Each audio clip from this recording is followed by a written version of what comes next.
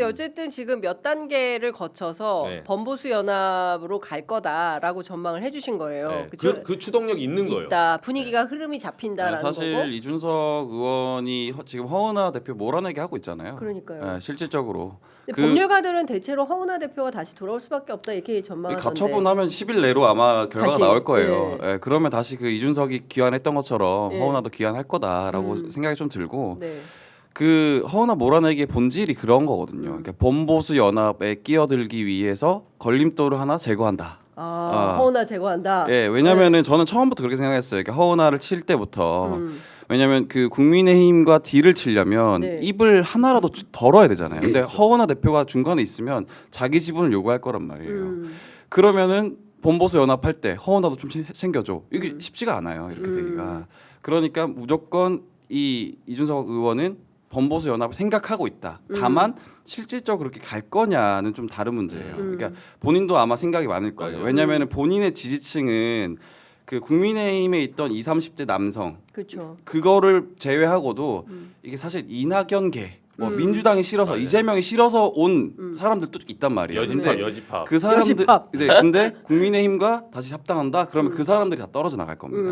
그래서 고민을 할 거예요. 근데 이준석 의원은 지금 어쨌든 대선판에 뛰어들었기 때문에 가장 중요한 거는 5.1%를 넘기는 거예요. 5.1%. 왜냐하면 5.1%가 뭐냐면 개혁신당이 가장 높게 나온 지지율이 5.1%예요. 그러니까 본인이 개인기로 나는 당보다 내 개인기가 훨씬 높아라는 걸 보여줘야 되거든요. 그러니까 이거를 보여주기 위해서 뭐든 할 겁니다. 예, 근데 그게 그 방법론으로 있어서 그게 범보수 연합이냐는 네. 좀 한번 지켜봐야 될 겁니다. 아마 지켜보고 있을 겁니다. 지금 그러니까 어떻게 할 범보수 것인지. 연합을 예. 할 수도 있고 안 할 수도 있다. 네, 근데 생각을 강하게 하고 있을 거예요. 네, 네. 그러니까 그쪽 방향으로 가려는 생각은 굉장히 강한데, 네, 네. 그러니까 상황과 조건에 따라서 달라질 또 겁니다. 네.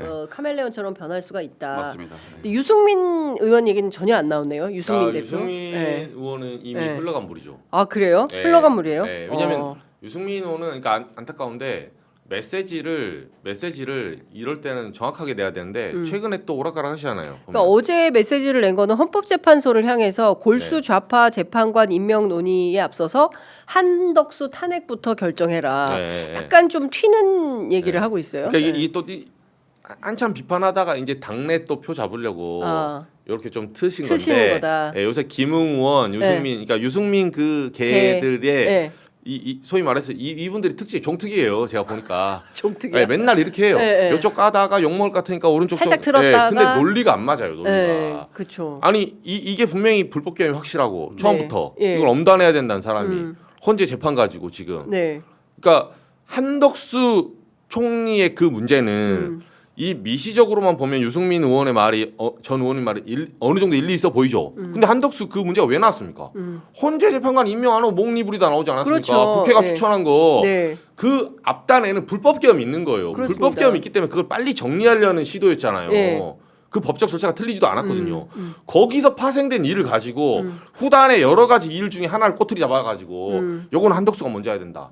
이게 논리적으로 맞나요? 그러니까요. 그럼 본인 처음에 말할 때 그 말 하지 말든가. 그러니까 논리의 이제 정합성이 좀 떨어지는 주장을 하기 시작한다. 그런데 이것은 경선 때문에 그렇죠. 할 수밖에 없는 당원을 위한 선택인 그렇죠. 거다. 왜 당신은 맨날 내부 전쟁만 하냐? 왜 보수만 까냐? 이걸 의식한 이제 발언인데 네. 이 발언은 제가 봤을 때 다른 영역에서 쳐야지 이 불법 계엄과 그리고 경제가 망하고 있었잖아요. 네. 한덕수 전 총리가 얼마나 큰 실책을 할 뻔했어요. 이것 때문에 환율이 1,500원까지 튀어가지고 그렇죠. 나라 망한다고 하고 있었는데 그걸 조금만 더 들고 갔으면 네. 경제가 휘청휘청하고 있었는데 네. 이 사람들 자기 생각밖에 없는 거예요. 그러니까 실제로 외환위기까지 갈 뻔한 상황에서 이를테면은 이창용 한은 총재가 이거 안 된다. 최상목한테 두 명에 대해서는 그렇죠. 받아라. 헌법재판관 임명해야 된다라고 푸시를 해서 결정이 된 거잖아요.